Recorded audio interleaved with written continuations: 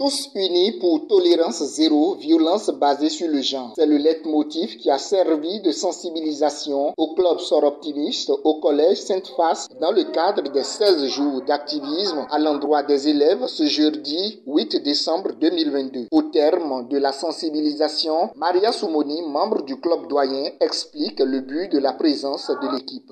Nous sommes ici dans le cadre de 16 jours d'activisme pour lutter contre la violence faite aux femmes et aux filles. Ce sont les 16 jours identifiés par les Nations Unies dans le monde entier pour sensibiliser et les hommes, et les femmes, et les filles, et les garçons dans ce cadre-là de violence faite aux femmes et aux filles. Elle renchérit et explique les réelles motivations qui sous-tendent le choix de l'équipe sur l'école. Nous avons choisi une école parce que nous pensons que ce sont les enfants qui sont l'avenir. Ce sont les enfants qui pourront véhiculer ce message, cette pratique de mettre fin à la violence faite aux femmes et aux filles. Et nous disons zéro tolérance. Violence faite aux femmes et aux filles.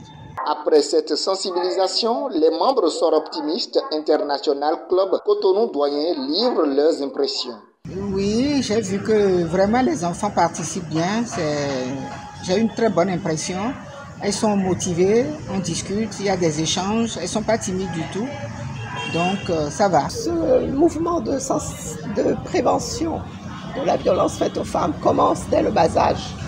Et c'est pour ça que c'est très important de faire prendre conscience à nos enfants de l'importance de faire en sorte que cette violence s'élimine et qu'ils comprennent que ce qu'ils voient autour d'eux n'est pas un bon exemple, n'est pas une référence. Pour Claire Ayemona, le message passé au cours de cette sensibilisation est reçu et compris de toutes et tous.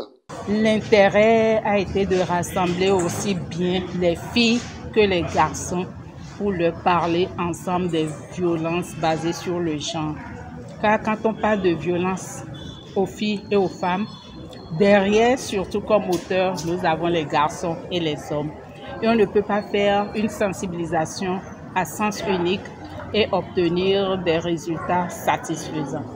Donc, de ce point de vue, avoir la participation active des enfants, avoir les questions posées et même les réponses que même ont contribué à donner, nous pouvons dire que le message a été entendu avec engagement pour les enfants de se comporter de sorte à éviter dans leur école toute forme de violence, y compris les saintes bagarres entre eux.